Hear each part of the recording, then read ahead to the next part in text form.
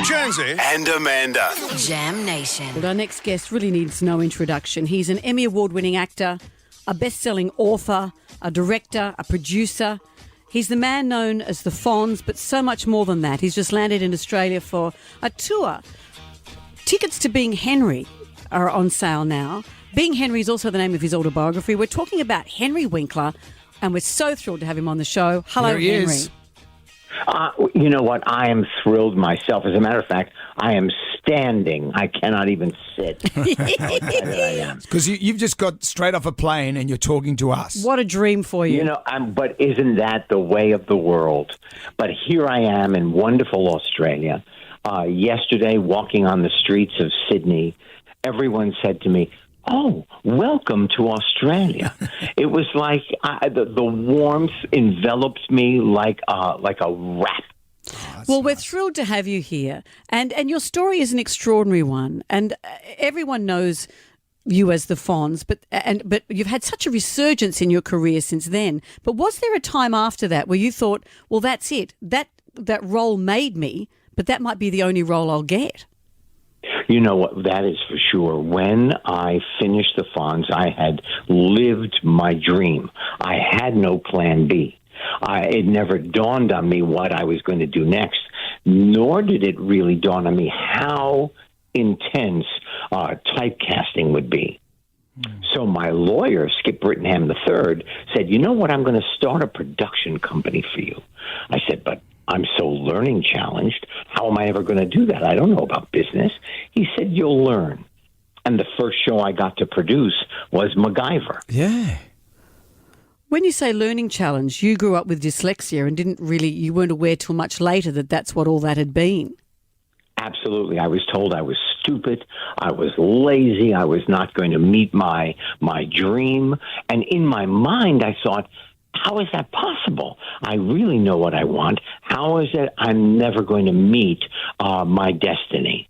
And one of the things in the book is that you don't know what you can accomplish until you just try it. That's exactly Until it. you put one foot in front of the other. I was actually watching Sylvester Stallone's documentary Sly recently, and he's talking about Lords of Flatbush, and I just love that story, how you guys were both in that movie. Your star had risen, you're off to Hollywood, and then Sly, he hasn't even done Rocky yet. He just shows up in Hollywood, and he ends up staying with you in Hollywood. Yeah, well, his car broke down, his first wife, Sasha, and they had a bull mastiff who took up the back seat. So I went to pick them up. I went to pick up the human beings and all of their clothes. And there was so much slobber in the back seat, I had to wear a snorkel in order to get their suitcases out. So then he gives me a script. I take it to ABC. I sell it.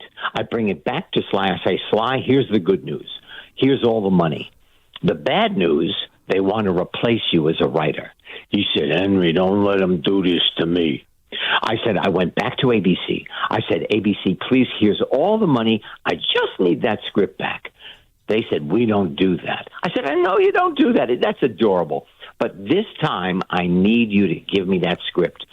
I finally got it back. I wrestled it back from ABC, gave it to Sly.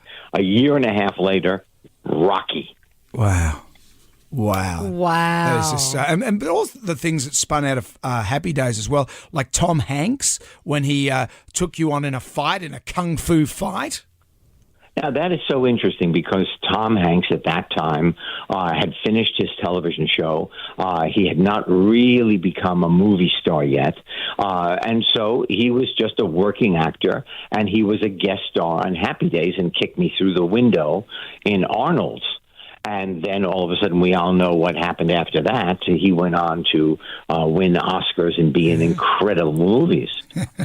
But also your resurgence, like Barry, you playing the acting coach in Barry. What a gift of a role that is. How brilliant for you.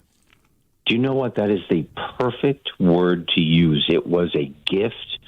I'm telling you, I'm honored that I got to be in that group of people in that particular show. Yeah. I don't know that I will ever equal that show again in my career, but that I got to do it, that I got to be friends with all of those people and Bill Hader.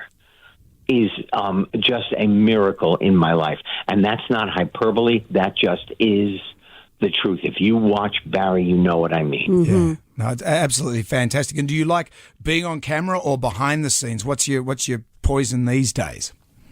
Do you know, there was a time when I tried to do everything. I tried to direct and produce and act. And I finally realized, since I was 7, my dream was to be an actor. And maybe I'm dissipating everything by doing too much. And so I then started to focus on just being an actor. And then out of nowhere came being a book writer. With my partner, I've written 40 children's novels. A lot of them are here in Australia, Hank Zipser. And then this is really my first adult attempt. And my son, Max, who is now 40 and a director, he was the one who convinced me that being Henry had to exist. Yeah, well, it's such a fantastic read. And if anything, I just like seeing a picture of you on water skis with a motorcycle leather jacket on. I think that's no one's ever done that. They ripped out the lining so that the jacket would be more buoyant.